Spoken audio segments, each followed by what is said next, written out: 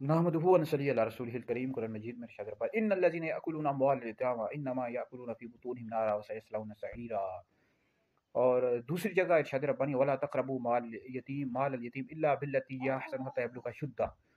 تو اس حوالے سے سب سے پہلی بات یہ یاد رکھیں کہ ان الذین یاکلون اموال الیتامی، بے شک وہ لوگ جو ظلماً یتیم کا مال کھاتے ہیں وہ اپنے پیٹوں میں آگ بھر رہے ہیں، ان قریب وہ بھڑکتی ہوئی آگ میں داخل کیے جائیں گے۔ اور ولا تقربوا مال الیتیم، اور یتیم کے مال کے قریب نہ جاؤ الا بالتی ہی احسن حتی یبلغ اشدہ۔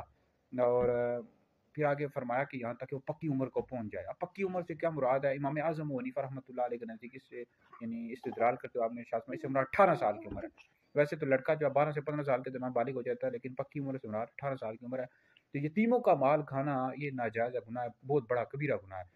یہ لوگ جو یتیموں کا مال کھا جاتے ہیں، اکثر اس کے جو چاچے ہوتے ہیں، تائے ہوتے ہیں، پھوپھیاں ہوتی ہیں، یہ یتیموں کا مال کھا جاتی ہیں۔ ان کا باپ اگر فوت ہو جائے تو مال ان کے قبضے کر لیتے ہیں، پلاٹس پر یا مکانات پر یا زمینوں پر قبضے کر لیتے ہیں۔ تو کنز المال میں حدیث مل گیا، نبی کریم علیہ السلام نے فرمایا کہ قیامت کے روز ایک قوم اپنی قبروں سے اس طرح اٹھائے جائیں گے کہ ان کے منہوں سے آگ نکل رہی ہوگی۔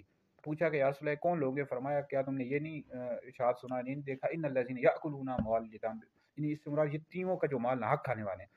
تو یہ بہت بڑا گناہ ہے جو ہمارے معاشرے میں بہت زیادہ عام ہوتا جا رہا ہے۔ قبضہ کر لیتے ہیں، یتیموں کو گھر سے نکال دیتے ہیں، پیچھے جو چاچے تائے ہوتے ہیں، پھوپھیاں ہوتی ہیں، تو بہت ظلم ہے جی۔ عدالت کو چاہیے اور پولیس کو چاہیے، قانون کو چاہیے حرکت میں آئے، اس طرح سے قانون بنائے اور ایسے لوگ جو کرتے ہیں ان کو سخت سے سخت سزائیں دی جائیں۔